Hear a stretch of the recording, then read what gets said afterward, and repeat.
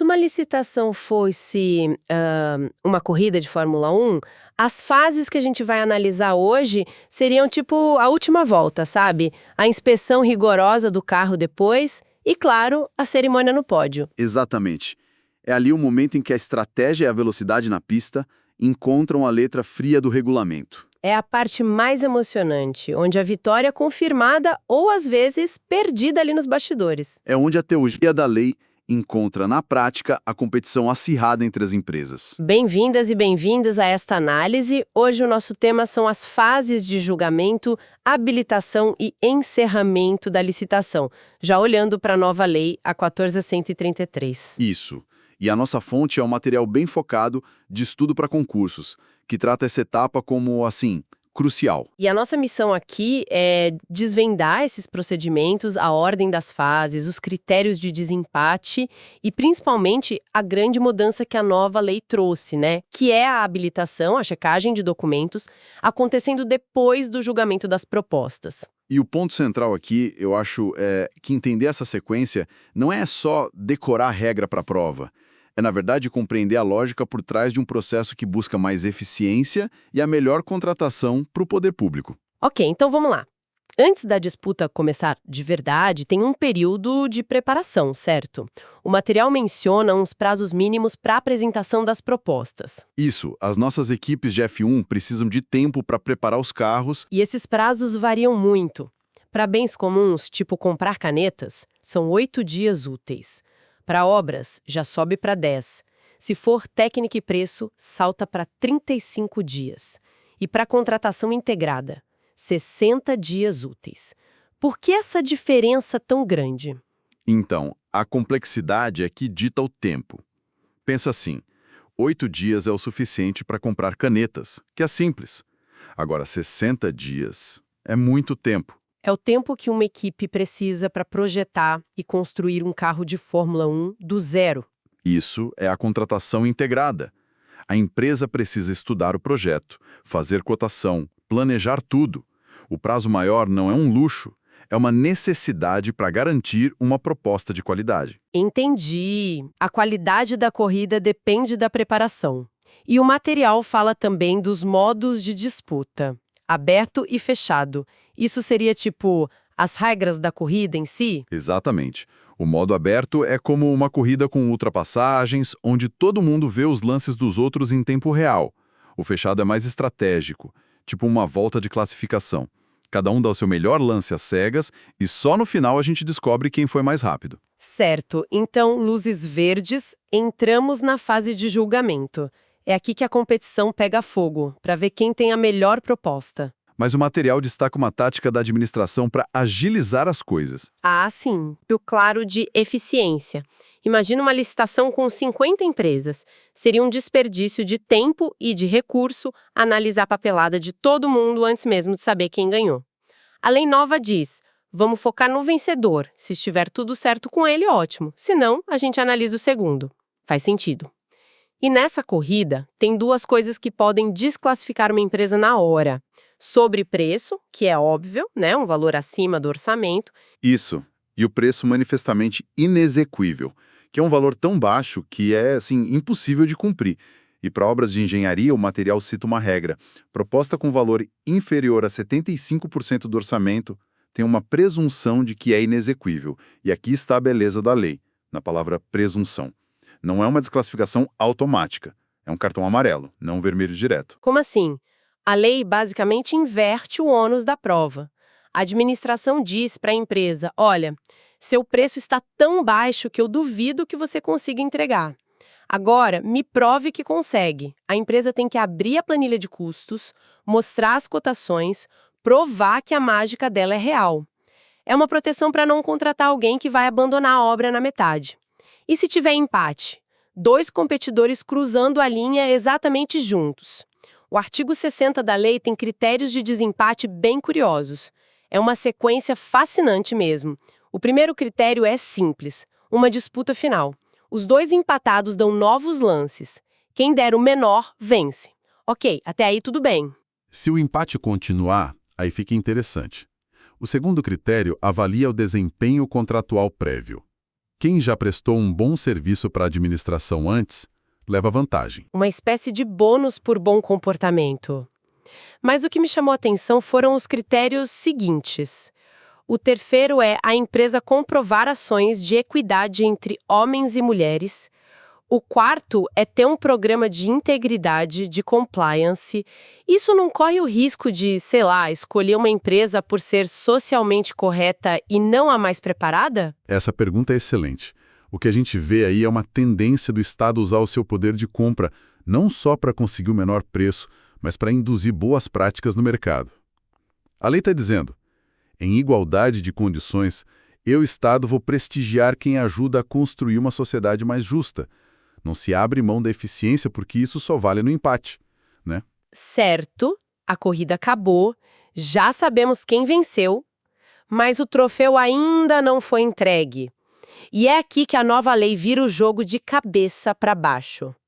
Confesso que, quando li isso, achei que era um erro, checar os documentos do vencedor depois de escolhê-lo. É totalmente contraintuitivo, né? Muito. E se ele não tiver os documentos em ordem? Não é uma perda de tempo ter que voltar tudo? Essa reação é a de todo mundo que estava acostumado com a lei antiga. Mas a mudança é uma troca de filosofia. A gente sai de uma lógica de desconfiança total, de analisar a papelada de todo mundo, para uma de eficiência focada. A mensagem agora é: me mostre se é o melhor preço, e se você ganhar, a gente confere se você é confiável. Me entendi. Se o primeiro for inabilitado, o trabalho não é perdido. Chama-se o segundo e se analisa só a documentação dele. O processo flui muito mais rápido. É inspeção técnica pós-corrida. Só o carro do vencedor vai para a análise. E que análise é essa? O material divide em 4 áreas: jurídica, fiscal e trabalhista, técnica e econômico-financeira. É um verdadeiro raio-x da empresa. Com certeza. A jurídica pergunta: quem é você? A fiscal pergunta: você paga seus impostos e obrigações? A técnica é: você sabe mesmo fazer isso? E a econômico-financeira questiona: você tem saúde financeira para aguentar o tranco até o fim? E dentro dessa inspeção, o material destaca o que chama de regra de ouro, um tratamento especial para micro e pequenas empresas. Se elas tiverem alguma pendência fiscal, não são desclassificadas de cara. Ganham uma vida extra. Como funciona isso? Imagina o dono de uma pequena empresa que venceu uma grande licitação.